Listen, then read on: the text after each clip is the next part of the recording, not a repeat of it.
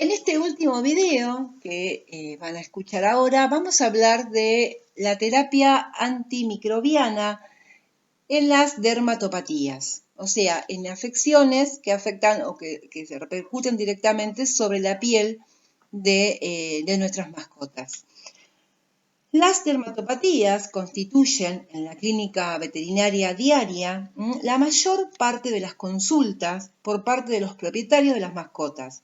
Por este motivo, un 90% de los casos que se sospecha o se confirman como piodermias son tratadas con antimicrobianos. ¿Cuáles son los signos clínicos que se presentan en pacientes con dermatopatías? Bueno, como ustedes están viendo en esta imagen, generalmente es el prurito, son animales que se rascan intensamente, se lamen distintas partes del cuerpo, se mordisquean, porque pica tanto y tanto prurito que ellos se lastiman también, se mordisquean, se frotan contra distintos objetos para aliviar la picazón, y también sacuden, en el caso, por ejemplo, de la manifestación de una otitis externa, suelen sacudir la cabeza. Con respecto a los microorganismos más frecuentes que suelen alterar la piel, tenemos por ejemplo los Staphylococcus pseudointermedius, la Pseudomonas aeruginosa, ¿sí? Y también lo que vamos a encontrar es Escherichia coli. Entonces, por ejemplo, en el caso de las dermatitis superficiales, podemos hablar de que uno de los agentes más frecuentemente responsables es el Staphylococcus pseudointermedius, ¿sí? En casos mucho más complejos ya tenemos infecciones producidas por Pseudomonas y Escherichia coli, causando justamente las piodermias de tipo profundas.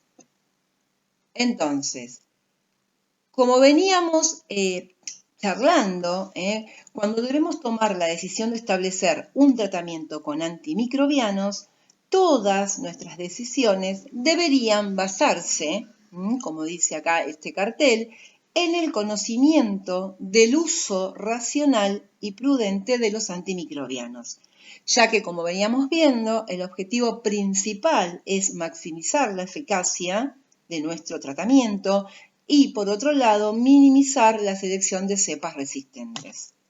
Fíjense que vuelvo a insistir con lo mismo que venimos escuchando en los videos anteriores. Entonces, vale la pena que nos hagamos las siguientes preguntas. ¿Deberíamos usar antimicrobianos? ¿Cuáles? ¿Qué antibióticos vamos a utilizar? ¿Los estamos utilizando de manera correcta? ¿Qué tipo de terapia vamos a implementar? O sea, ¿vamos a hacer una aplicación local? ¿Lo vamos a usar por vía sistémica? ¿Vamos a hacer una terapia combinada, o sea, local y sistémica? ¿Cuántos días vamos a utilizarlos? ¿Sí?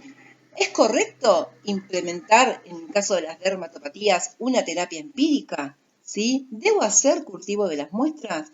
Esto está todo relacionado, ¿sí?, con los temas que nosotros también, estas mismas preguntas son valederas para los otros casos, obviamente, y es algo que también hemos venido escuchando. Ahí está. Entonces, ¿con qué herramientas nosotros venimos o contamos para llegar a un correcto diagnóstico? Entonces, la anamnesis es de fundamental importancia. Todo lo que el propietario nos aporte son datos que nos interesan y que nos sirven muchísimo para poder perfilar y llegar a un diagnóstico correcto. El examen clínico, tenemos a nuestro paciente enfrente nuestro y nosotros podemos ver y observar todos los cambios que se producen en la piel. Tomar muestras, nuevamente, fíjense, insisto en la toma de muestras. En este caso, por ejemplo, podemos hacer citologías, podemos hacer coloraciones, podemos tomar muestras sea para la identificación, ¿sí?, para el cultivo y hacer pruebas de sensibilidad, o sea, hacer antimicrobianos, hacer antibiogramas. Y esto nos va a conducir justamente a iniciar o instaurar un tratamiento en forma correcta.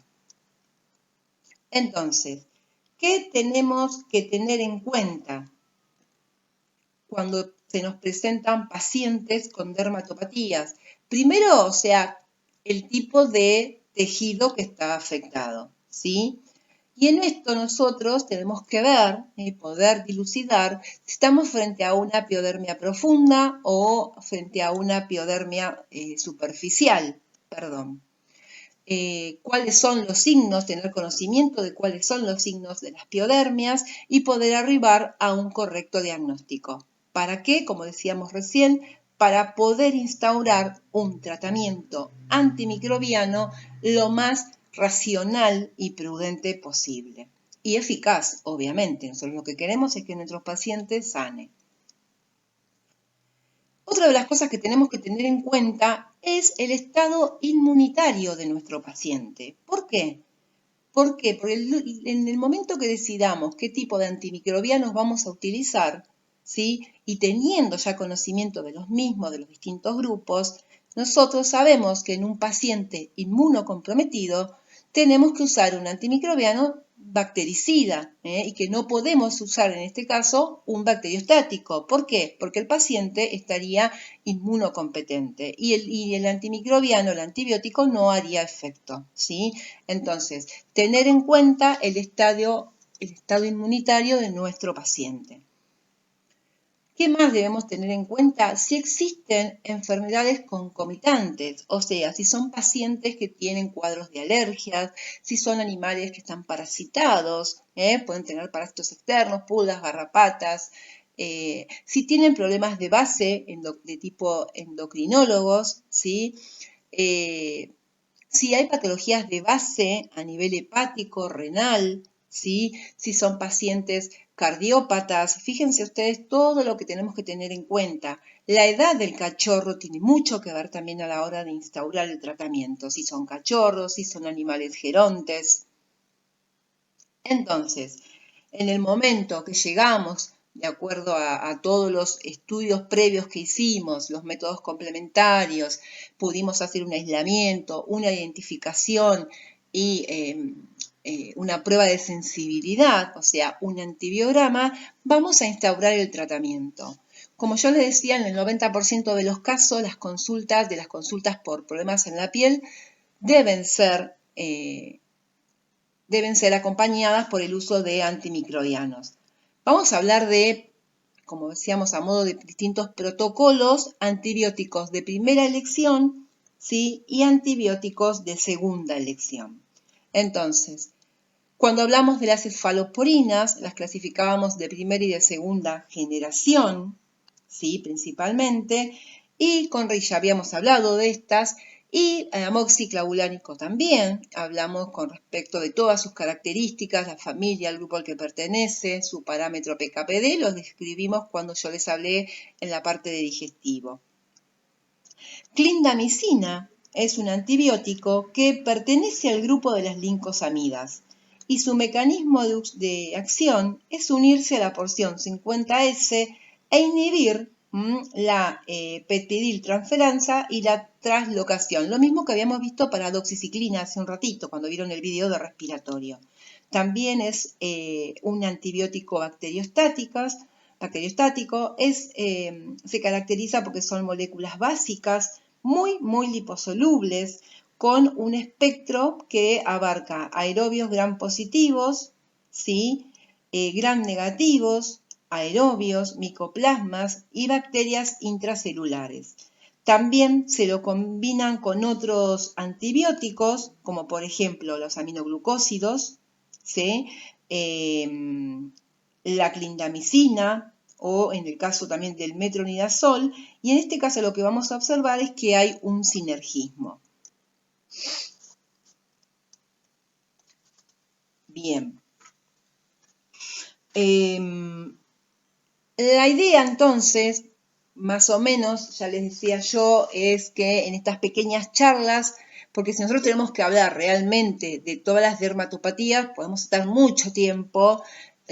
Yo no soy especialista en el tema, la idea es simplemente desde el enfoque clínico darles un pantallazo como para abrirles un poco más la cabeza y que el tema de antibióticos no sea tan cuco. Así que la idea es que ustedes puedan más o menos orientarse.